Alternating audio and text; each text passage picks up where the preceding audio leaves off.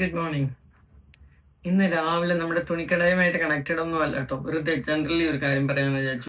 കഴിഞ്ഞ ദിവസമേ ഓണത്തിന്റെ അവധിക്ക് മോള് വന്നപ്പോ എന്നോടൊരു ചോദ്യം ചോദിച്ചാണ്, അമ്മ എന്താ എന്നെ കുക്കിംഗ് പഠിപ്പിക്കാൻ? അതൊരു ചോദ്യമാണ്.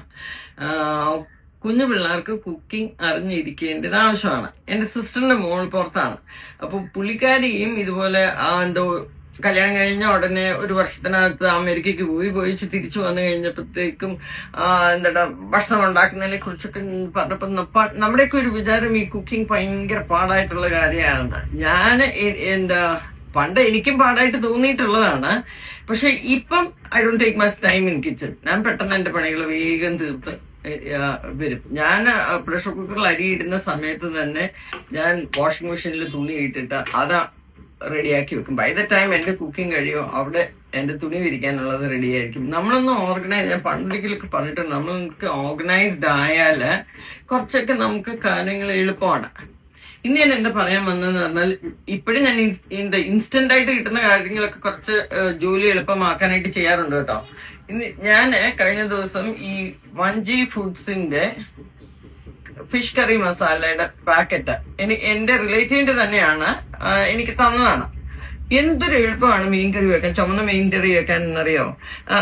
ഇതൊന്ന് കലക്കിയിട്ട് ഇതിന്റെ ഒരു 2 സ്പൂൺ എടുത്തിട്ട് അതൊന്ന് വെള്ളത്തിൽ കലക്കി ഒരു പുളിയും ഒരു ഇച്ചിരി ഉപ്പും ഇട്ടിട്ട് തിളപ്പിച്ച് കഴിയുമ്പോൾ നമ്മുടെ മീനിന്റെ കഷ്ണം അതിനകത്തിട്ട് പറ്റിച്ചെടുക്കുക. എടുത്താൽ നമ്മുടെ ഒറിജിനൽ കോട്ടയം മീൻകറിക്ക് ഈക്വലനാണ്. വേറെ ഒന്നും ഇതിന്റെ അകത്ത് ചേർക്കണ്ട.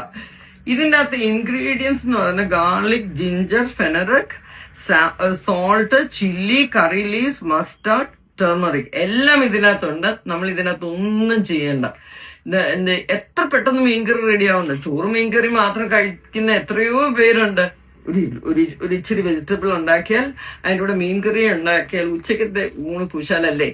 അപ്പൊ ഇവരുടെ ഡീറ്റെയിൽസ് ഞാൻ പറയാം. ഇത് 1G ഫുഡ്സ്, ഇവർ റാന്നി ബേസ്ഡ് ആണ്. ഡീറ്റെയിൽസ് ഞാൻ ഇതിനകത്ത് ഷെയർ ചെയ്യാം കേട്ടോ. ഇതെല്ലാവരും ഒന്ന് ട്രൈ ചെയ്യുക. ഇത് പുറത്തൊക്കെ ഒക്കെ ഉള്ളവർക്കൊക്കെ ഒന്ന് വാങ്ങിച്ചിട്ട് കൊണ്ടുപോകാവുന്നതാണ് കേട്ടോ. ഇതിങ്ങനെ സ്റ്റോർ ചെയ്ത് വെക്കാവുന്നതാണ്.